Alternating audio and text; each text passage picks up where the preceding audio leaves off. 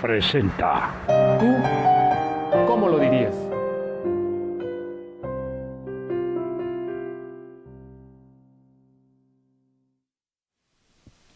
Amigos de Orbe, ¿qué tal? Muy buenos días. Te saluda esta mañana de martes, ya finalizando mayo, ya coqueteando con junio.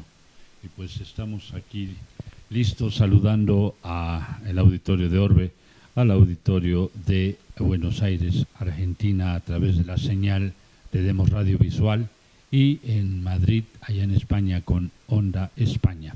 Un placer saludarlos, un abrazo fraternal cruzando el charco, un abrazo fraternal hacia el cono sur de este continente hermoso.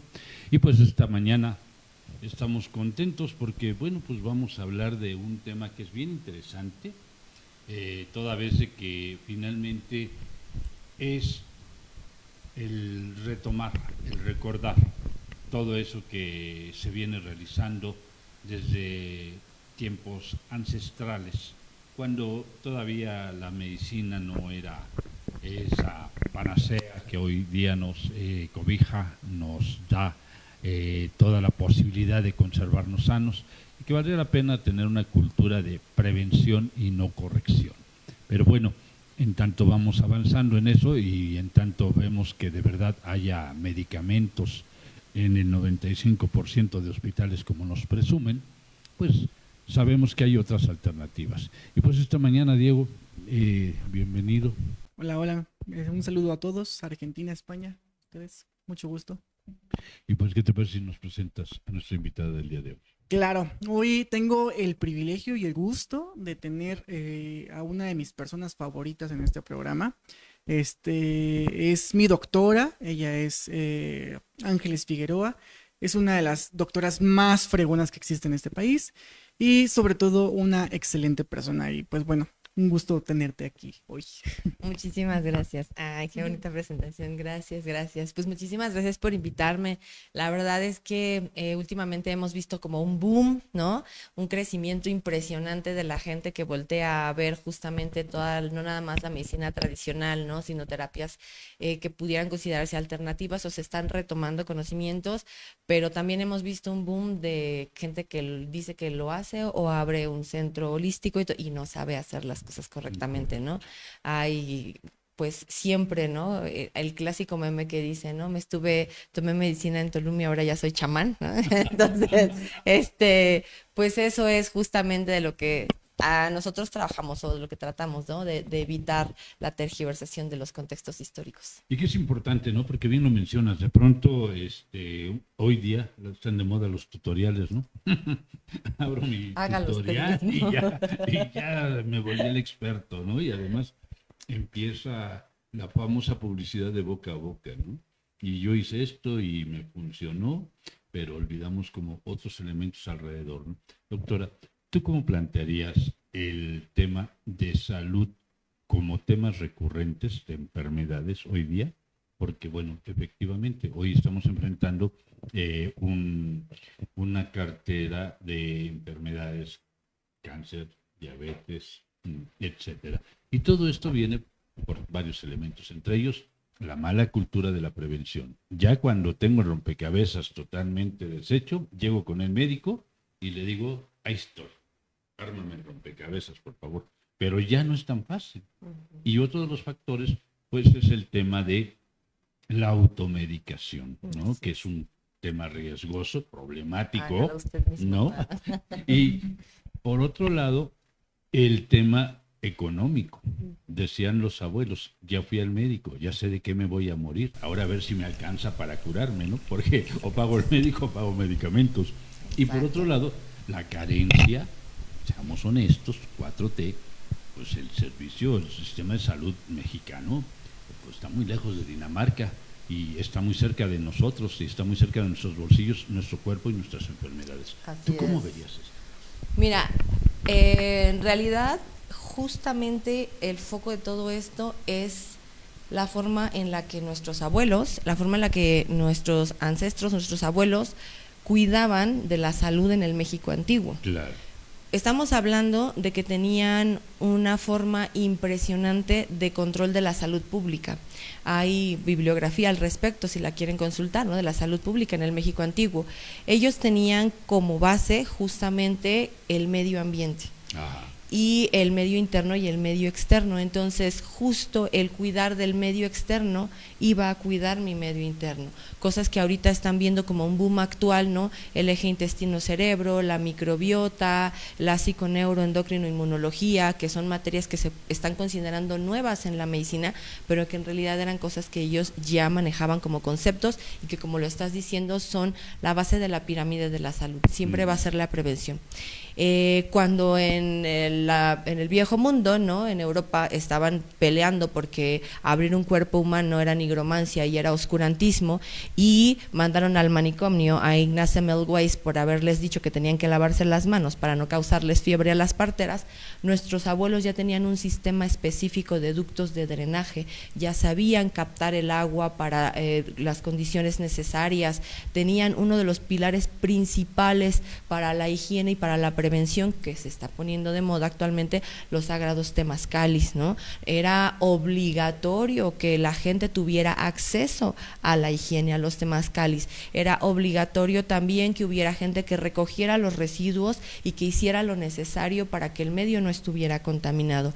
Esta cosmovisión generalizada de cuidar su medio y de comunión con el medio era lo que los mantenía en un estado de salud desde la prevención, que justamente cuando viene la conquista, ¿no?, tristemente lo que venció a nuestros abuelos no fue un ejército, lo que venció a nuestros abuelos fue la suciedad y la enfermedad, porque descompusieron un medio que estaba acomodado de acuerdo a su organismo, y al descomponerlo modificas su microbiota, generas disbiosis intestinales, ya no tienen el mismo proceso autoinmune, las enfermedades virales que vinieron, ¿no? Y al no tener este medio de contacto o este sistema inmunológico necesario o el tiempo suficiente para que su sistema reconociera, ¿no?, en los organismos externos, fue lo que los hizo sucumbir. En realidad fue la suciedad y fue la falta de higiene lo que los hizo sucumbir, porque tampoco es que sus médicos no conocieran. Lo interesante de la medicina tradicional es que conocemos apenas menos del 1% de lo que en realidad hacían nuestros abuelos.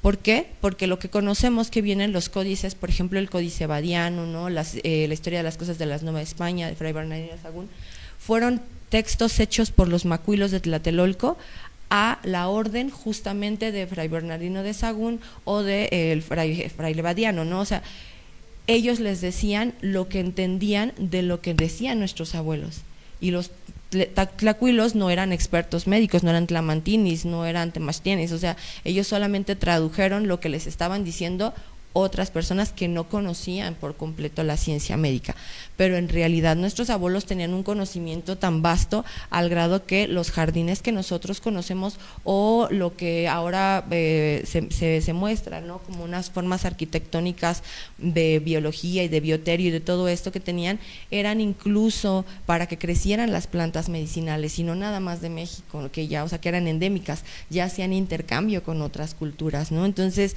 en realidad conocían dosificaciones exactas. El sistema matemático, no vamos lejos, es el más perfecto, ¿no? Nuestro calendario, o nuestro solario más bien, mal dicho calendario, nuestro solario es tan perfecto que caen los días para las cosechas, los días de cambio de soles, los equinoccios, los solsticios, los parahelios, pero no nada más este contexto, también es el único calendario que se ajusta por sí mismo y no tienes que agregarle un día como el año bisiesto. Entonces, esta perfección matemática de decimales también ya existía en el conocimiento del cuerpo. No se pudo heredar de forma escrita, pero sí hay en muchísimos casos herencia verbal que todavía continúa, y que agradecidamente, yo siempre he dicho que si el universo tiene consentidos, yo soy una.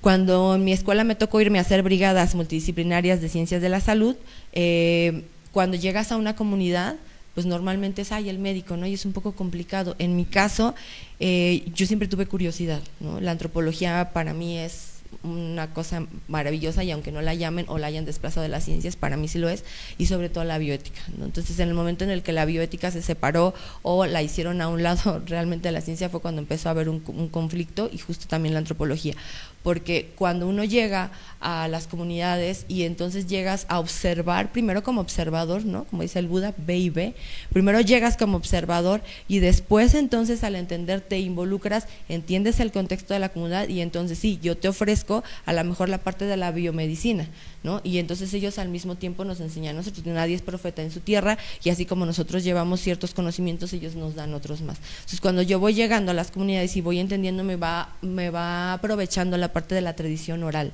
más allá digo de los escritos, que pues sí hay un contexto, ¿no? Hay códices y demás, pero más allá la tradición oral de los abuelos y ese conocimiento, y sobre todo la cosmovisión de la comunión y del respeto, no nada más por las plantas, lo que le llamamos las plantas maestras, las plantas ancestrales, los enteógenos, sino por todos los seres vivos, porque de los animales también se obtiene medicina, sin maltratarlos.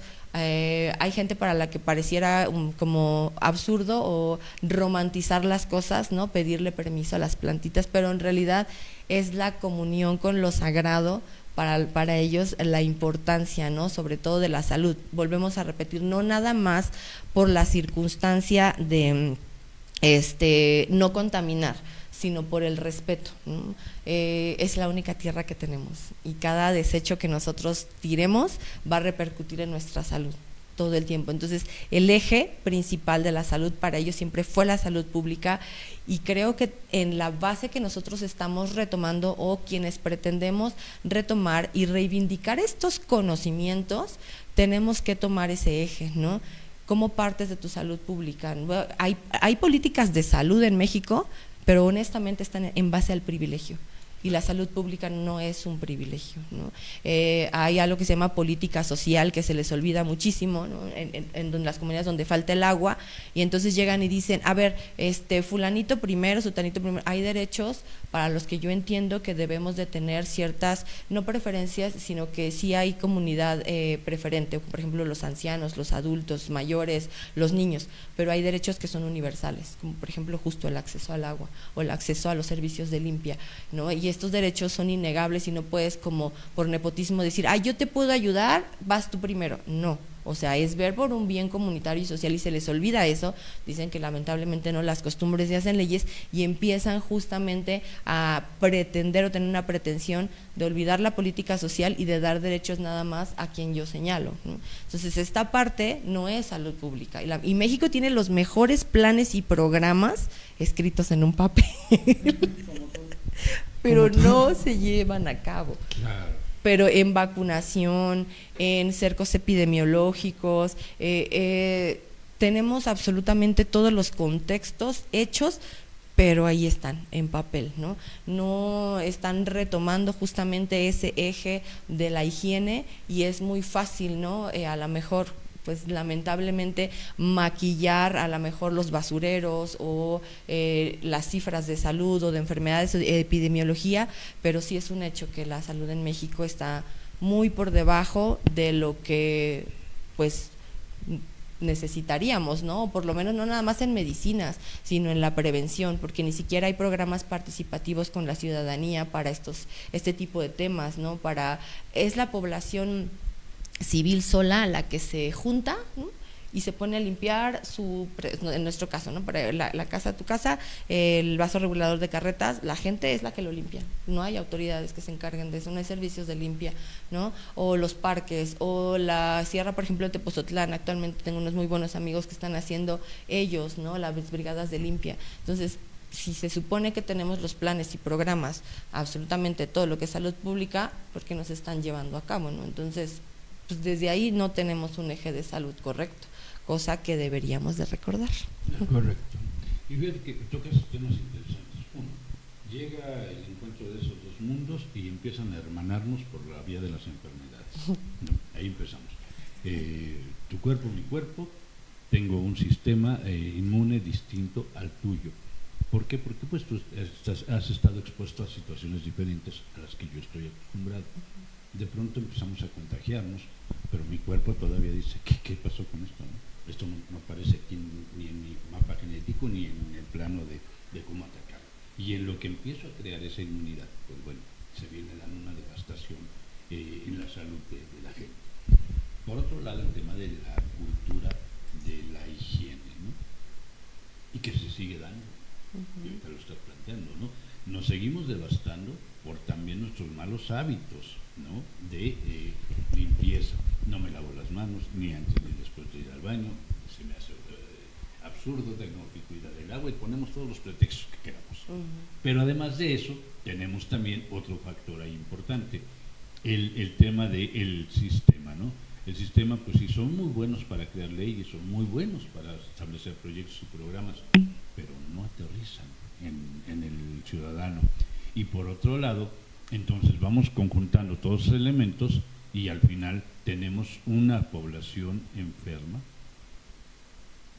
¿Y qué puede hacer esta población enferma, amén de que empiece a crear todas estas culturas que tenemos que ir trabajando, ¿no? Asumir nuestra responsabilidad. Y por otro lado también mencionas algo importante. Lamentablemente no tenemos una información de primera mano de cómo se llevaba los temas de salud en esta época prehispánica, ¿no? ¿Por qué? Porque tenemos lo que dicen que dijeron que pasó. Exacto. Y entonces nos tenemos que quedar con esa versión, ¿no? Y amén de que se enfrentó también al tema del idioma. Se llama tal, ¿cómo? Tal. Y le costaba trabajo al español. ¿Y qué hacía? Pues poner la palabra que más o menos ellos creían que habían dicho.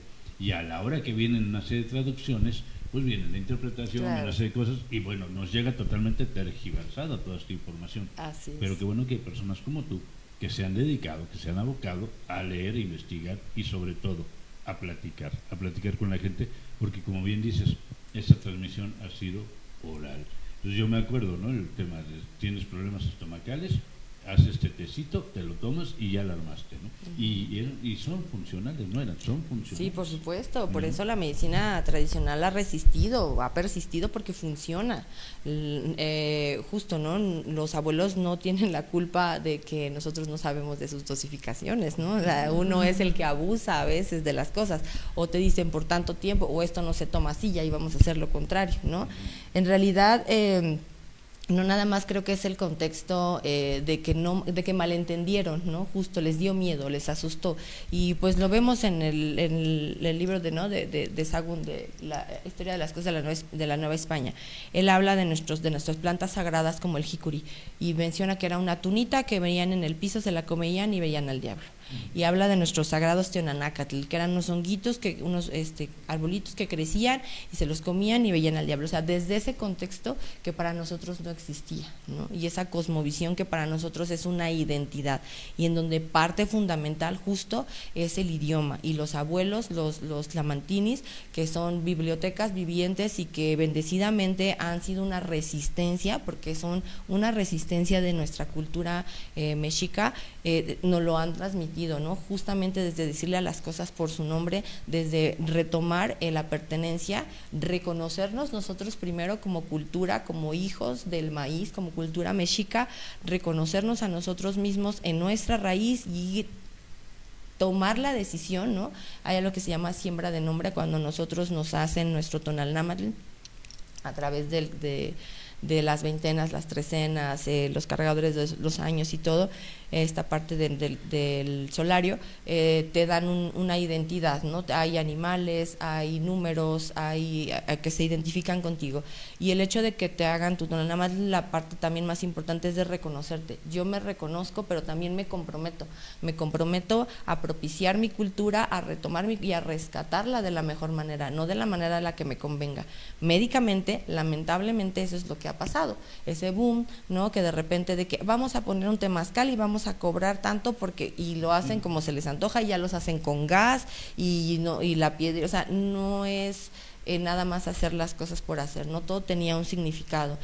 Sagrado Temazcali, ¿no? Es parte importante y eje de la salud pública, porque hay uno de los teotls, no son dioses, son energías más bellas que se pueden reconocer, que es justo la definición de salud pública, la madrecita Tlalzoteotl, la devoradora de inmundicias, ¿no? La que devora por amor, la que devora para crear. Entonces es justo a lo que llamamos nosotros reciclaje, es esa palabra que llamamos reciclaje, es la Sagrada Madrecita Tlazolteotl. Ella devora por amor la inmundicia, pero la construye, genera algo nuevo, ¿no? La devoradora y paridora también se le conocía. Entonces, toda esta identidad y reconocimiento va de la mano, y estos teotl, estos códices daban miedo, ¿no? Porque veía, ¿no?, que a lo mejor que mordía, o el miedo a la calavera, ¿no? Dice uno de mis abuelos, mi abuelo Cuetlash, que les da miedo una imagen de calavera si la traen adentro de ustedes todo el tiempo. Claro. Ahí andan ustedes moviendo su esqueleto todos los días porque le tienen miedo, ¿no? O sea, ¿en dónde está o quién? ¿Qué tantas generaciones tienen que heredarte ese miedo para que se quede en tu inconsciente? ¿Y qué tanto nos tiene que costar a nosotros también quitarnos eso? Porque eso es algo súper interesantísimo que también nuestros abuelos ya hacían, la epigenética, ¿no? Que es una de mis especialidades. La epigenética es más allá de la genética, cómo hacer que no se expresen ciertos genes o ciertas enfermedades, y ellos lo sabían. La modificación justo para bien del medio ambiente, el sonido de los tambores, el sagrado huehuetl, o por ejemplo para los lakotas, los sonidos tienen unas frecuencias tan exactas, tan perfectas, que las resonancias, las ondas van trabajando de cierta forma que no nada más trabajan a nivel del oído o a lo mejor sistema nervioso central, ¿no? Que ya está también muy de moda, que las ondas, que esto, que aquello, que las frecuencias que pones para sanar esto, para sanar aquello. No, ellos ya conocían incluso las frecuencias todavía más allá, ¿no? En el chanchega, el tambor sagrado, en el chanchega para los lakotas, de las modificaciones que pueden llegar a nivel celular, ¿no? Y está ahora ya comprobado, ¿no? Yo siempre les digo, no me crean, ¿no? Investíguenlo. La gente ha hecho estudios en los cuales hay personas con discapacidades físicas, discapacidades sensoriales, que han tenido eventos vasculares cerebrales, que han tenido algún accidente o algo, que los mandan o los ponen a que estén en contacto con las frecuencias, no nada más de forma auditiva, sino sensorial. Y después de un buen rato se toman incluso muestras, ¿no? Biopsias, y se dan cuenta que las frecuencias sonoras que manejan los tambores sagrados de los abuelos, o sea, no nada más tocar el tamborcito o poner tu frecuencia en internet, y no, las frecuencias sagradas y el sentir del tambor tiene propiedades neuroregeneradoras, tiene propiedades de neuroprotectoras, neuromusculares. O sea, hay muchísimas cosas que ellos ya practicaban. Hay varios tipos de temazcales, no nada más es uno, ¿no? Es el del posparto, el de los guerreros y justo para las enfermedades, los preventivos, ¿no? Los de salud. Entonces, y las hierbas que utilizaban, todo este contexto. Yo siempre les digo, no podemos hablar, o las definiciones clásicas que podemos encontrar, que es empírico. Nuestros abuelos no eran empíricos, eran los más exactos en todas sus ciencias, en la astronomía, en las matemáticas, en la salud, en la medicación. Ellos ya hacían suplementos que ahora están, otra vez, ¿no?, de moda.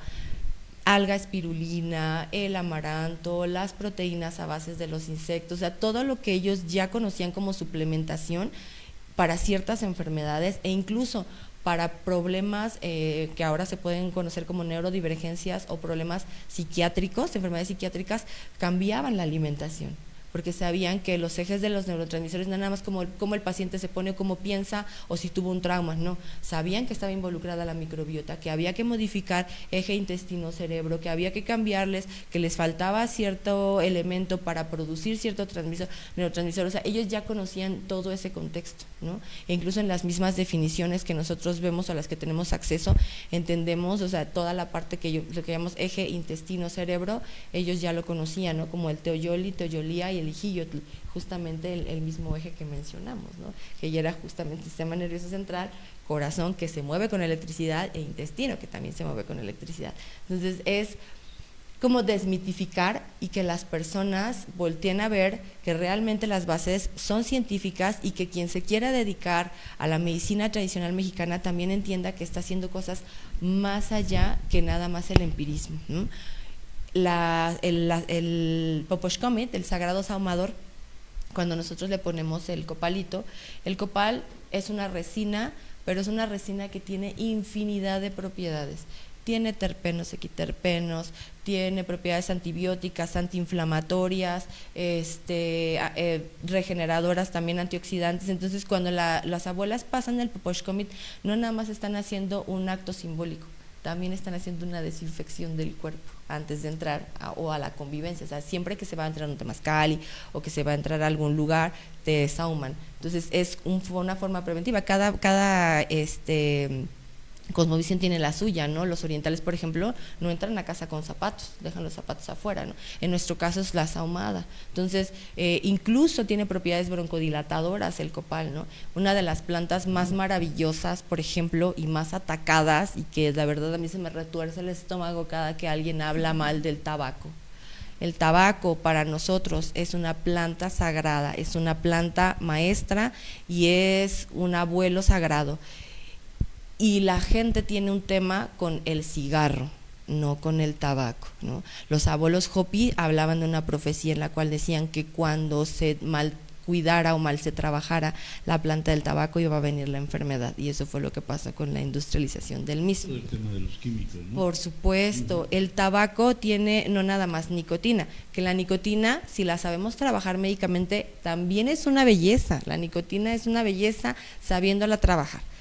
Pero tiene muchísimos otros terpenos, equiterpenos, fenoles, uno de ellos el solanesol. El solanesol es antitumoral, antibiótico, analgésico, antiinflamatorio, regulador hormonal, no nada más precursor de coenzima Q10, o sea, es parte de la biomasa que se genera del tabaco, y el hecho de que quieran prohibir de una forma tan abrupta y tan grosera el tabaco, ¿no?, sin tomar en cuenta la cosmovisión de las comunidades originarias, es una falta total de respeto, ¿no?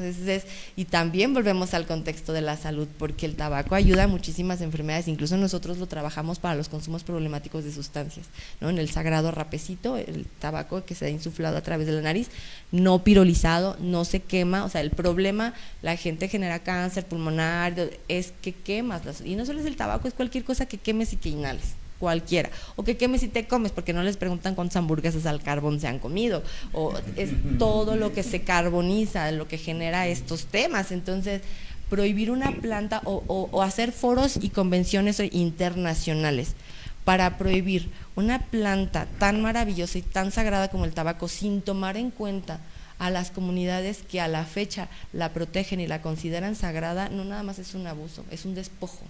Históricamente es un despojo, ¿no? Y finalmente creo que nosotros no nada más vamos a defender siempre las plantas, y por eso hablamos desde lo científico, no nada más desde el contexto de la cosmovisión, que es muy importante, porque a mí un gobierno no va a venir a decirme cómo me voy a… de qué forma voy a generar esta identidad con mis plantas. Si ellos no las conocen, ¿cómo las quieren regular? Claro. No tienes forma de regular, y aparte tampoco puedes defender lo que no conoces. Entonces, por eso únicamente escuchamos ataques alrededor de estas plantas, ¿no? Y las muertes y esto y aquello, pero no hablan de que eso fue a partir de su industrialización, de lo que ellos permiten y de lo que ganan dinero. Y entonces, ¿dónde vamos a quedar nosotros? ¿Dónde van a quedar las comunidades originarias cuando porten su sagrado tabaquito para su chanupa, para su rezo, para su tambor? Y entonces, ¿qué? ¿También te vas a ir a la cárcel porque va a estar prohibido? Porque no entienden la forma o el contexto real de para los pueblos lo que es el englobar totalmente la salud física, mental, emocional, pero también lo espiritual, y son plantas importantes para la espiritualidad. Entonces, me he dedicado muchísimo tiempo a estudiar biología, farmacología, farmacobiología, o sea, toda la forma de dar el contexto científico real para seguir sosteniendo, manteniendo y explicándole incluso a las autoridades de que no pueden venir a decirnos cómo relacionarnos con nuestras plantas y con nuestra cosmovisión. Más bien, deberían de hacer comités, modificar la Ley General de Salud para que se hagan comités de abuelos y abuelas medicina, de tlamantinis, de sabios de la medicina tradicional, para que ellos le enseñen a sus asesores de COFEPRIS qué es lo que nos tienen que venir a observar a nosotros. Está el caso de las… a Hugo Gatell, ¿no? Por supuesto, las parteras. Ay, no es que para que aprenda, por favor, de nuestros abuelos, que aprenda un poquito de salud pública, claro, porque no encierras a las vacas sanas, encierras a las enfermas. ¿no? Y la parte también como bien importante de la partería, les habla de la partería. Hay una nueva ley, están sacando una nueva ley para regular a las parteras sin las parteras. ¿Cómo vas a buscar una regulación si no conoces el contexto de lo que hacen las abuelas parteras? Claro. No conoces sus métodos, no conoces sus plantas, no les dejan en los hospitales entrar justo su saumador. Entonces no puedes regular algo que no conoces y no las están tomando en cuenta. Yo no he visto un comité de parteras sentándose con Cofepris para que les diga, a mí me vas a regular, yo trabajo así, estas son mis formas, y que entonces un comité que sea instruido sea quien posiblemente, ¿no? Si se llegara, que posiblemente fuera el que fuera observador de la parte de la partería, pero en realidad no las toman en cuenta, no nos toman en cuenta, no voltean a ver a las comunidades originarias, y por eso se urgen reformas en la Ley General de Salud en donde las volteen a ver, nos volteen a ver y se tomen en cuenta absolutamente todas las aristas, incluso desde la investigación retrospectiva, porque no estamos inventando nada, hay casos clínicos, hay evidencia, hay reportes de caso, y también prospectiva, o sea, se hacen análisis a futuro. Entonces sí hay un contexto científico completo para la identificación de cada uno de los procesos que hacían los abuelos, pero el Sistema General de Salud y la Ley Federal de Salud no lo quieren aceptar, no nos quieren voltear a ver. Pues como ven, es una delicia platicar con la doctora, tiene cantidad de información interesante, pero doctora, ¿cómo tendríamos que funcionar hoy día bajo estos parámetros para tener una cultura o una salud? Para que seamos sanos. Yo le llamaría bajo la cosmovisión, regresar a retomar a reconocernos bajo la cosmovisión, porque si tú cuidas tu medio, lo que es como es adentro es afuera, como es arriba es abajo. Si tú cuidas tu medio externo, vas a cuidar tu medio interno. Si tú lo modificas y lo contaminas, también modificas, ¿no? Generas una disbiosis, modificas tu medio interno. Entonces, desde reconocer que el antropocentrismo ya no tenemos que tomar nuestras visiones desde el antropocentrismo, hay que hacerlo a un lado. O sea, hay que tomar el contexto de que pertenecemos a un espacio, no él nos pertenece el espacio. Entonces, cuidar nuestros espacios sagrados, un árbol es sagrado, una planta es sagrada, un animal es sagrado, están ahí por algo, cuidarlos y respetarlos, esa es la primera. La segunda, regresar al origen de la salud pública, bañarnos, hacer esa comunión, cuidar el agua, por favor. O sea, de verdad, yo siempre en un viajecito que tuve de psilocibina, de honguitos sagrados, yo regresé diciendo a mi mamá, es que por eso no nos visitan los extraterrestres, porque hacemos caca en el agua. O sea, de verdad no es posible que el elemento, el agüita vital con ella se da todo y sin ella no tenemos nada, la contaminemos de esta forma y hagamos miles de millones de descargas de agua limpia, potable, todos los días para nuestros desechos. O sea, retomar justamente toda la parte de la cultura del agua es muy importante, el respeto, no nada más entre familias o entre culturas y demás, sino también la observación. Entonces, sí retomar, sí regresar, la alimentación, ¿no? Hay un chiste médico que dice, llega con el doctor y le dice, doctor, ¿qué tengo? ¿Me voy a morir? No se preocupe, solo tiene que comer bien y hacer ejercicio. Y el paciente, ay, doctor, me voy a morir. No lo hace. O sea, quieres una pastilla que te cambie la vida y haga todo por ti, pero quieres seguir comiendo mal y no hacer nada. No, nada más los domingos ir y cerrar Reforma para decir que somos deportistas, ¿no? Exactamente. Entonces, sí es un cambio.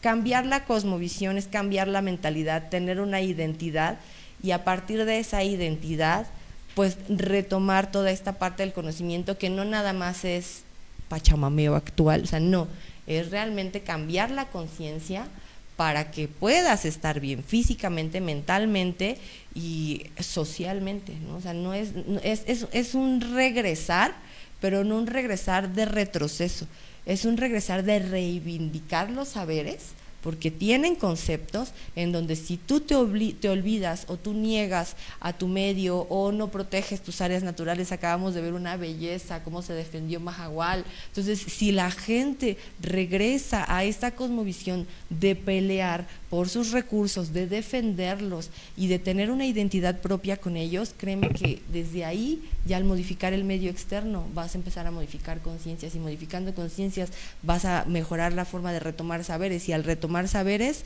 va a regresar a esta identidad, y van a regresar no nada más los saberes que le llaman empíricos, sino vamos a darles ese sustento científico sin medicalizarlos. Eso es muy importante, porque medicalizarlos es regalarle nuestras formas a la Big Pharma para que lucre con ellos, o para que nada más haga una pastilla y te diga que te la tomes, ¿no? Sin darle la validez a la materia vegetal. Te regalo el miedo para venderte la cura, y es al revés, ¿no? Te regalo la identidad para que aprendas a cuidarte a ti mismo. Tocaste algo importante, la cultura del miedo que tiene el occidente, ¿no? Te genera toda una serie de situaciones, te genera temas que finalmente te van a poner en alerta y van a hacer que te autorregules. Y el cortisol se va hasta el cielo, y entonces tenemos diabetes e hipertensión y los triglicéridos, y comemos pan. Y sufren vida para que allá seas premiado, y entre más claro, sufra, mejor te va a ir allá arriba, ¿no? Entonces vamos comentando. Entonces, reconocernos como parte de un ambiente, de un medio ambiente, un ecosistema, reconocernos que tenemos un área espiritual, reconocernos que tenemos un área intelectual, reconocernos que tenemos un área emocional, emotiva, y reconocer que tenemos un área sexual. Y por supuesto, que todo eso nos va construyendo, entre otros elementos, como sujetos, ¿no? Exactamente. Y en función a eso, si nosotros empezamos a funcionar de esa manera, entonces empezaremos a ser sujetos comprometidos con nosotros mismos, y al comprometerme conmigo, me comprometo con todo lo demás. Mientras no haga eso, va a estar bien complicado, ¿no? Que es algo que hemos mencionado mucho, ¿no, Diego? Sí, justamente hemos estado hablando mucho, y afortunadamente, no quiero decir que se puso de moda, porque los modismos como chocan, pero se habla de una sola salud, que si estamos bien con la naturaleza, vamos a estar bien nuestros cuerpos. Y justamente también creo que una de las problemáticas que hoy tenemos en México es la cultura de la desinformación, ¿no? ¿A quiénes estamos poniendo como los focos centrales que nos estén hablando de estos temas? Nos lo están comunicando desde, justamente lo decías al inicio, desde un privilegio, ¿no? Exacto. O desde su desconocimiento, porque no se informan, solamente es lo que les pasan en una tarjeta. Un par de asesores, que incluso los asesores tampoco saben, porque nada más lo buscan en la inteligencia artificial y aparece toda la información, ¿no? Y al aparecer toda viene cosas correctas, pero también incorrectas. Justamente, y la otra parte que también mencionaba la doc al principio, se ha venido un boom de pseudochamanes impresionante, que veo las redes sociales atacadas de estos videos en donde ponen el remedio y el trapito. Claro. Y es muy preocupante el nivel de vistas, el nivel de seguidores y el nivel de difusión que estas personas, que sin conocimiento previo, o que nada más están unos meses con alguien, y que ya después van a predicar lo que entendieron y cómo lo entendieron. Es muy preocupante acercarnos a estas personas, o las consultas mediante estos videos internet. Es una pelea constante con mi mamá, de que, ay, no, me salió que para... No, háblale a Ángeles. Si quieres remedio, háblale a Ángeles. ¿Para qué te estás viendo en un video, no?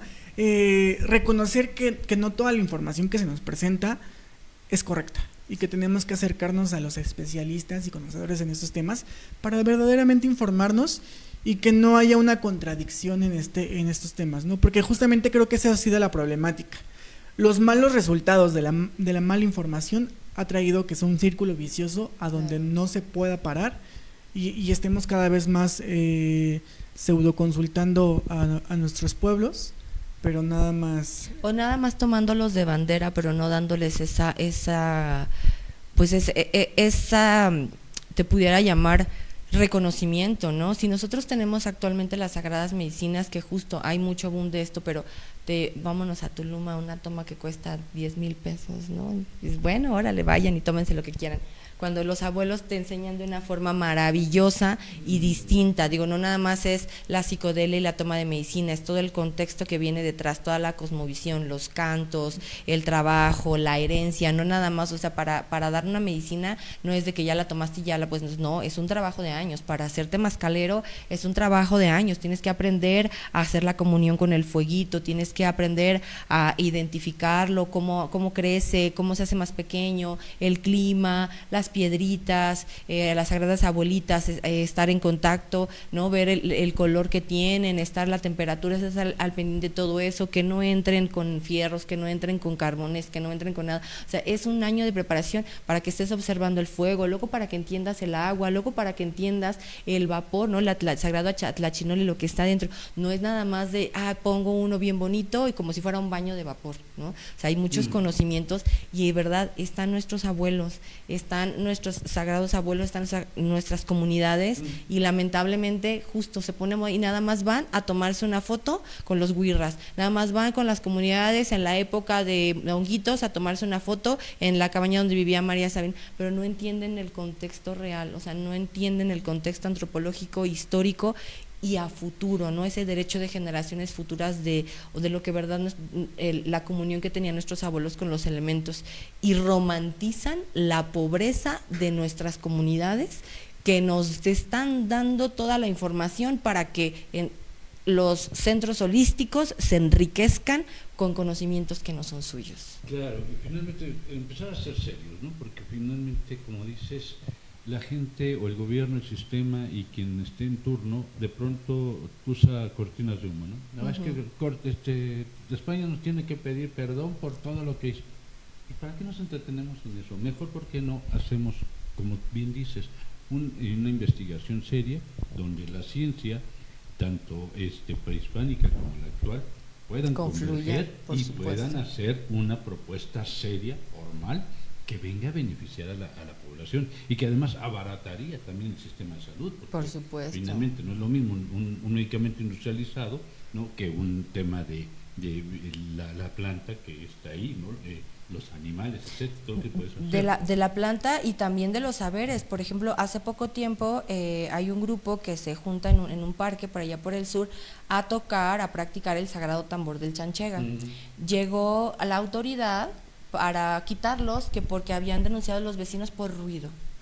Primero que nada, gente, el sagrado Chanchega no hace ruido, es frecuencia, son sonidos medicinales y terapéuticos. En segundo, instruye también a tus autoridades, porque lo que tú fuiste a hacer, justo uno fue un despojo, pero también estás yendo en contra de mi tradición y de mi cosmovisión.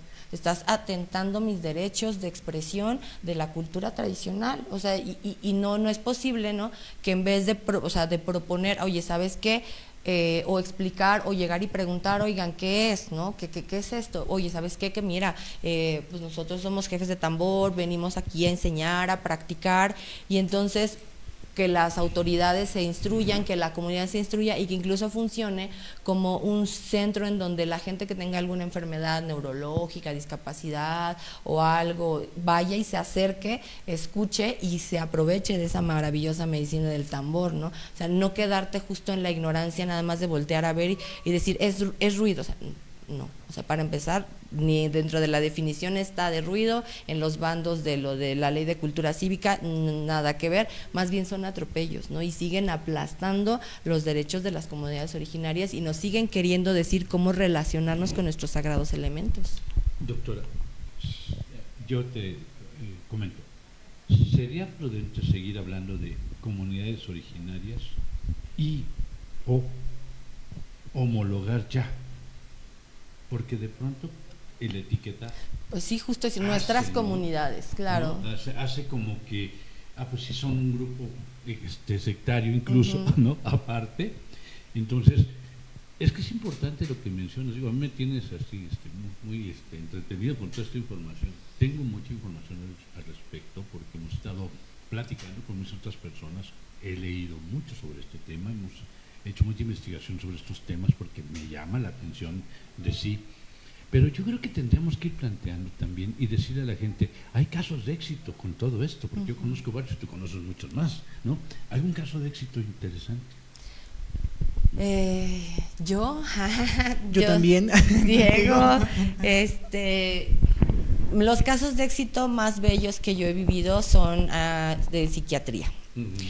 Los pacientes que tienen diagnósticos psiquiátricos como neurodivergencias, esquizofrenias, Hay por ahí en mi página, ¿no? en Endocanna People, hay los testimonios, pacientes que estaban mal, primero que nada mal diagnosticados, pero luego mal medicados, y que con la medicina tradicional, brotes psicóticos por consumos de sustancias, consumos problemáticos de sustancias, que ya querían como encasillar como esquizofrenia, no lo era solo un brote psicótico, ¿no? y retomar, ¿no? Que en el psiquiátrico, no, aquí no lo podemos tener porque está intoxicado. En la clínica de sustancias, no, aquí no lo podemos tener porque está esquizofrénico, y nadie se quería hacer responsable.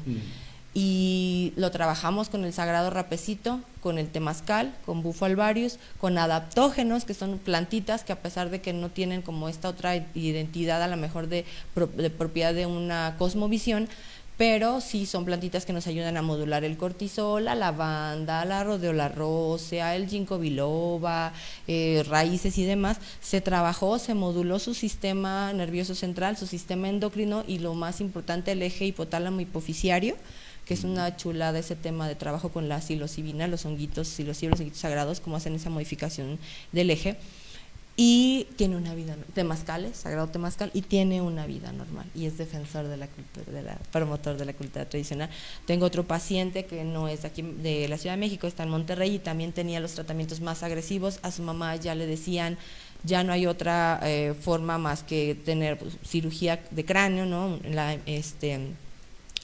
Generar ahí ciertas lesiones en cráneo para casi como tenerlo como un vegetal, porque no hay forma de tratar los brotes, las agresiones, todo lo que le pasaba. Actualmente tiene una vida totalmente tranquila. No estoy diciendo romantizando, diciendo que se curan, pero sí modulamos, regulamos otra vez esos ejes, o sea, podemos retomar justamente sistemas de salud más complejos que una tableta, nada más, y que tener al paciente dopado nada más, sin que pueda estar feliz, sin que pueda estar triste, sin que le sepa la comida, sin que pueda disfrutar de su sexualidad, porque simplemente los bloqueas totalmente. Entonces, regresar a eso de poder decir, estoy muy enojado, o estoy muy feliz, o estoy triste, ¿no? Esas emociones es otro de los casos. Pacientes con artritis reumatoide, ¿no? Que se dieron de alta después de 3 años de crisis severas, y que de repente una vez al año es, no, como que me estoy sintiendo rarita, un poco inflamada, pues mira, vamos a retomar, a remodular. ¿Qué pasó? No, pues es que hice muy mala dieta estos días, y yo sé que me equivoqué, ¿no? Pero realmente dejar de saber de mis pacientes con una de mis pacientes que el mensaje así fue de los más bellos que he recibido, un diagnóstico de trastorno bipolar, de borderline, y me dijo, no, yo pensé que no iba a volver a tener una vida normal, y que los tratamientos siempre iban a ser agresivos y que me iban a lastimar de la forma del estómago, el pensamiento, bloqueo, la ansiedad, todo lo que tenía. Y me dijo, espero no volverte a ver pronto, pero si te vuelvo a ver es porque o por alguna otra cosa que no tenga que ver con este diagnóstico, ¿no? Me ha recomendado bastante, como con personas, ¿no? Que tienen también temas de este tipo, o justo consumos problemáticos, y ver que la gente dice, ya, o sea, sé que no voy a depender toda la vida de una tableta. O sea, no necesito depender de... Ver nuevamente, porque estos temas son muy interesantes, ¿verdad? Esto vale la pena seguirlo hablando. ¿Por qué? Porque al final del día, volvemos, estamos siendo una sociedad violenta. Una sociedad violenta habla de una sociedad enferma. Sí. Y enferma en general.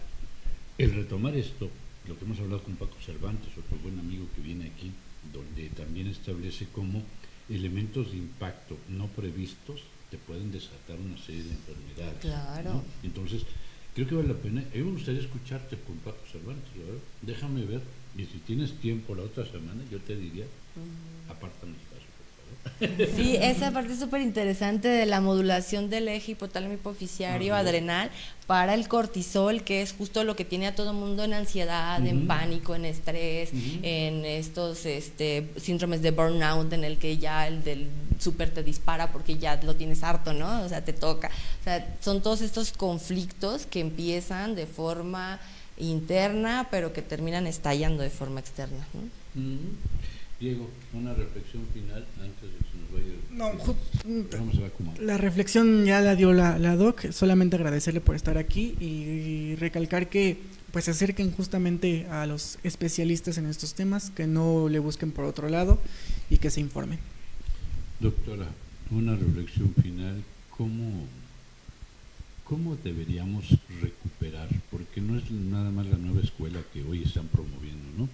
Sino, de verdad, ¿a dónde nos tenemos que acercar para poder conocer elementos funcionales y creíbles para no seguir cayendo en manos de terceros que nada más se autoproclaman, pero que realmente no te ofrecen nada? Hay grupos bien bellos en Teotihuacán. Hay un grupo que para mí es un grupo de resistencia histórica con el que nosotros estudiamos, justamente una vez a la semana vamos a estudiar. Hay grupos que también ya están formados y que tienen una tradición grandísima, por ejemplo los concheros, el jefe Jesús León, ¿no? Que fue también que me ha dado oportunidad de pararme en foros y conferencias. Los grupos de danza que están bien estructurados, que tienen sus líderes de danza, ¿no? sus Tlamantini y sus Temachtiani, que enseñan no nada más la forma de la tradición oral, sino también el significado justo de la danza, que también es una forma de conocimiento. Entonces, acérquense a estos grupos, hay muchos muy bellos y hay eventos bien interesantes que se forman y en donde participan y en donde muchos nos hemos conocido y reconocido y demás, pero sí los hay. El chiste es, si no saben náhuatl, entonces corran de ahí. Y hay que aprenderlo, ¿no? Por supuesto. Oye, doctora, ¿dónde te encontramos? Bueno, nosotros estamos en pues cerca de nuestra Sagrada Teocalli de Tenayuca, por allá por el Metrobús, justo Tenayuca. Estamos en nuestro amado pueblito, San Juan Ixtacala se llama, Tlalnepantla, Estado de México. En redes sociales estoy como Consultorio Cali Titlahuili, o Mictlancán, que es una ACE que tenemos de rescate de perritos, de diferentes animalitos, y yo estoy, mi página personal está como Angie FC, pero solo van a ver memes. Pues.